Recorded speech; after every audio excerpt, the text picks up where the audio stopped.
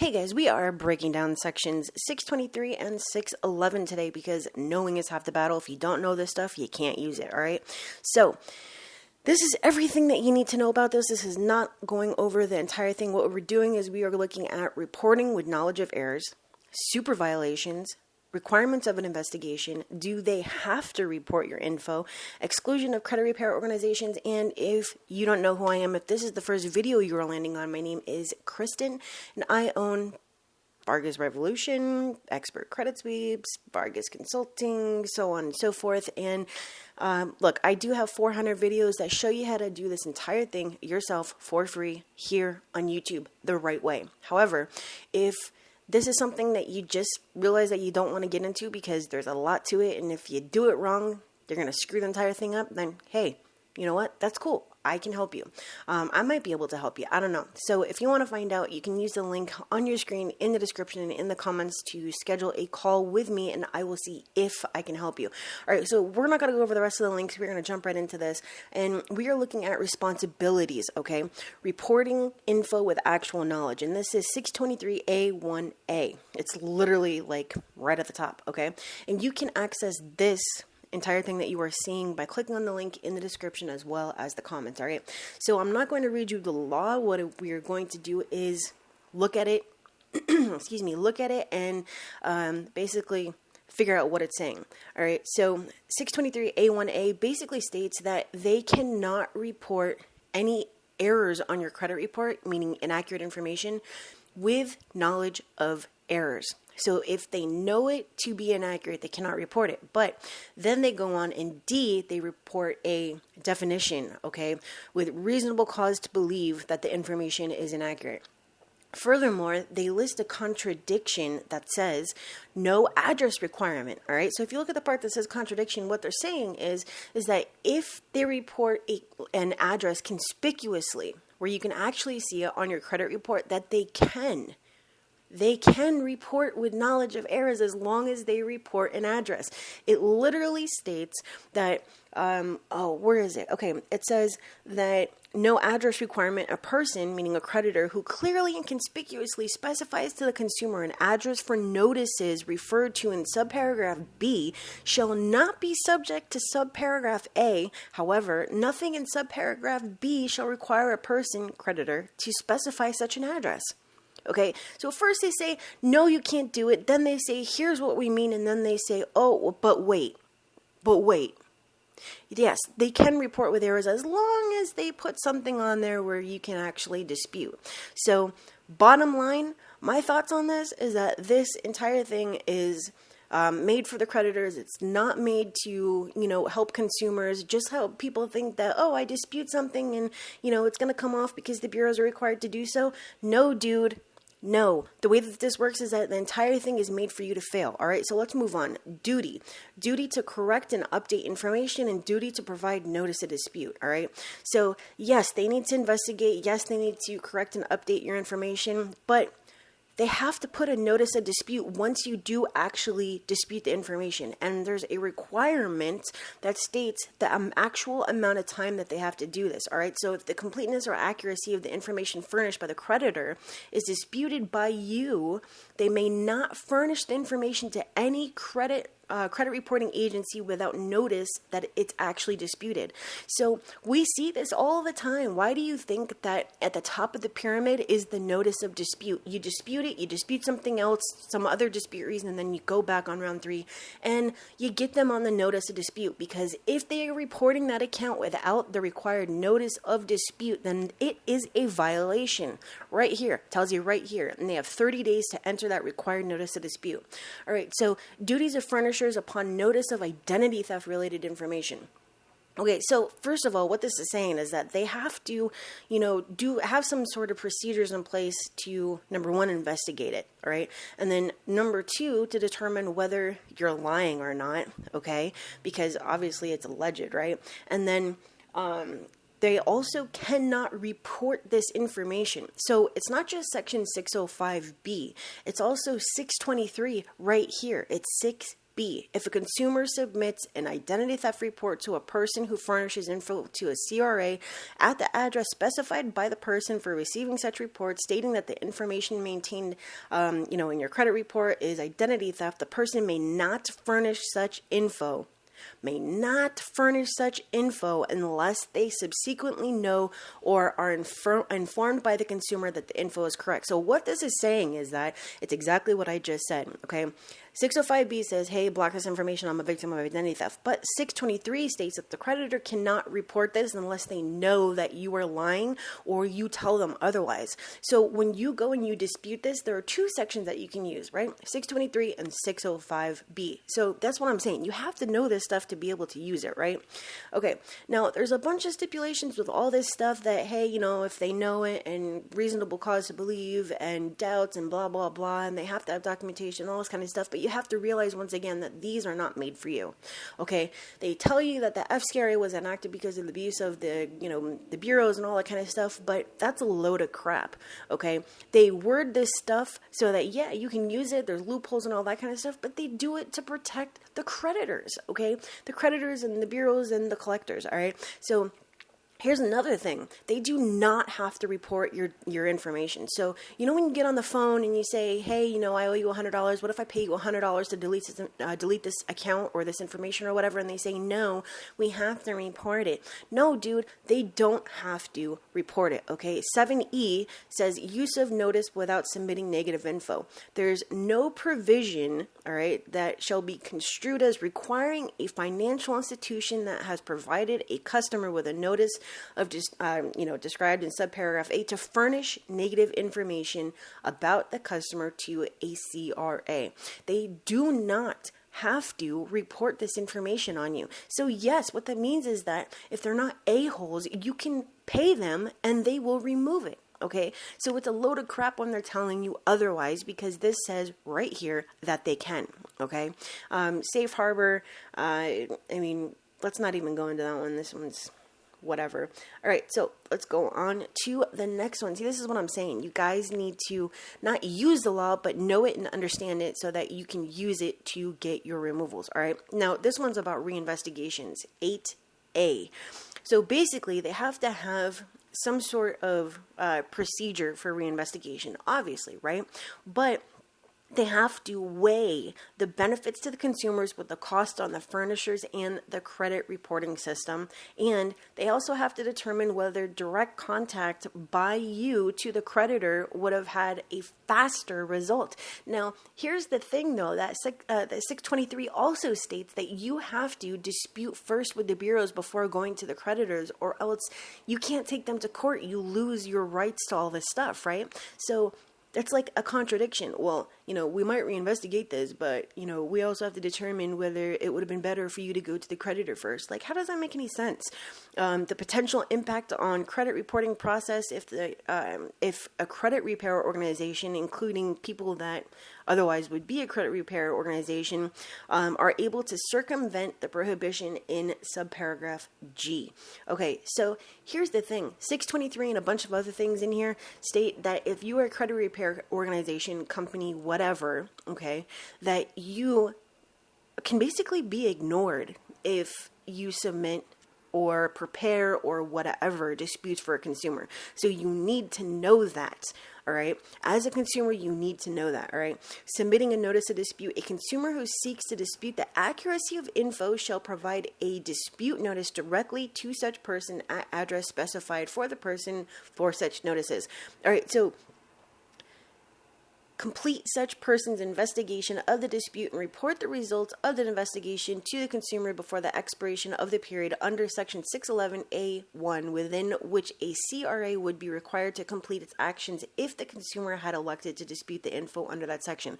All right, so what this means is that, as we already went over, there's a very specific time frame. All right, they have 30 days to investigate. Right now, it's an additional 15 because of COVID, but we're looking at regular stuff, right? So they have a time frame of 30 days or the information has to be removed, right?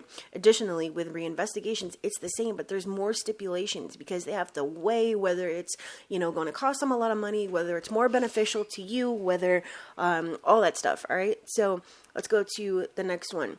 They don't have to investigate if you submit the same information. So if you're submitting the same information, you're not using new dispute reasons, you're not doing, you're not going down to the pyramid, you're not starting with the date last active, then the date last paid, then going to the notice of dispute and all that kind of stuff, then you are basically going to be blocked and they're not going to have to reinvestigate, all right? And that's basically what AF states. And then here's another exclusion of credit repair organizations, all right? So this is that subparagraph G that they were referring to. This paragraph shall not apply if the notice of dispute is submitted by, is prepared on behalf of, or is submitted on a form supplied to the consumer by a credit repair organization, all right? So once again, this is stuff that you need to know, because if you don't, you're going to be putting your company name on these disputes for your clients, or you're going to be saying, hey, I was working with a credit repair organization, blah, blah, blah, and you're going to get your stuff not just ignored, but blocked from ever coming off, all right? Duties of furnishers of info upon notice of dispute. Okay, so this is basically what they have to do, all right? 9B says they have to review all relevant information provided by the CRA, all right? If the reinvestigation finds that the info is incomplete or inaccurate, they have to also report those results to all other CRAs that they actually pay to report to, right? And if an item is disputed by consumers found to be inaccurate and complete or cannot be verified after any reinvestigation for the purposes of reporting it to a CRA based on the results of the reinvestigation, promptly modify, delete, and block. And here we go again with a deadline. They have a deadline under 611A1, all right? So basically the way that it works, and there's a bunch of these different little things, but we are wrapping this up as far as deadlines. They have 30 days to investigate. They have 5 days to put the 30 days to put the required notice of dispute. If they delete something, they have a specific time period to let you know. And if they reinsert something, they have 5 business days to let you know. All right. So that is basically what this is saying. All right. So accuracy guidelines. What this says is that they have to have, very specific methods and procedures to ensure the accuracy and integrity of the information furnished to the CRAs. Okay. They have to review the methods, including technological, such as eOscar, used to furnish information relating to the consumer to the CRA, determine whether people that furnish information to the CRA maintain and enforce policies to ensure accuracy, and examine the policies and procedures that, creditors conduct reinvestigations and correct information relating to consumers that has been furnished to the CRA. So what this is basically saying is that as a creditor, their job is to ensure that they have, methods and procedures and policies in place so that they can, number one, investigate. Number two, report. Well, I guess it's report, then investigate, then report to the bureaus, and then reinvestigate, and then report, okay?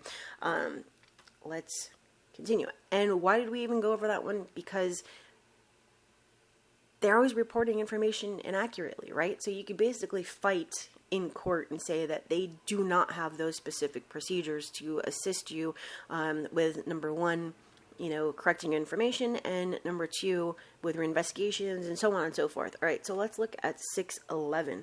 This is about reinvestigations of information that you already disputed.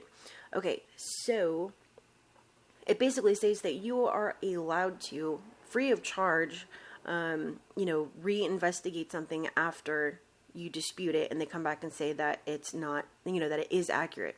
And here's the timing on this one, as I had already mentioned on that, on the accuracy screen.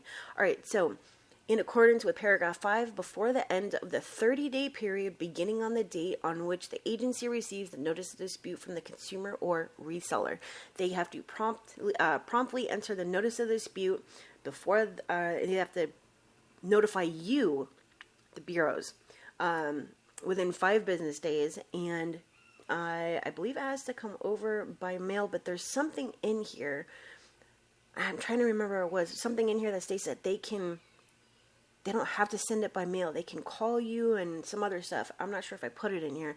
All right, determination that the dispute is frivolous or irrelevant. They can terminate your reinvestigation if it was disputed by you and you're a credit repair organization and they figured it out, they noticed that it was the same, you didn't provide enough information and all that kind of stuff. Review and consider. In conducting any reinvestigation under paragraph 1, the CRA shall review and consider all relevant info submitted by the consumer in the period described under paragraph 1A and with respect to disputed info. This is a load of crap.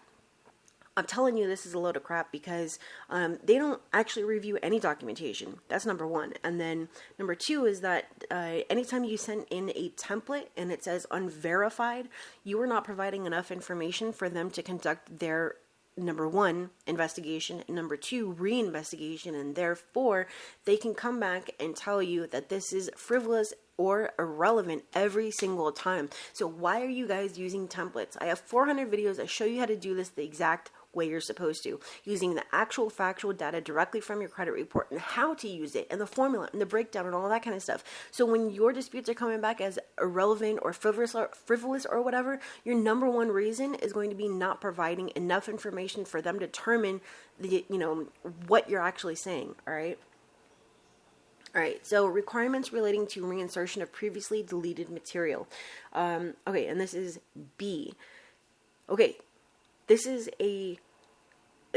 one's a load of crap because it says certification of accuracy of info. If any info deleted from the consumer's file pursuant to subparagraph A, the info may not be reinserted in a file by the CRA unless the person who furnishes the info certifies that the info is accurate and complete.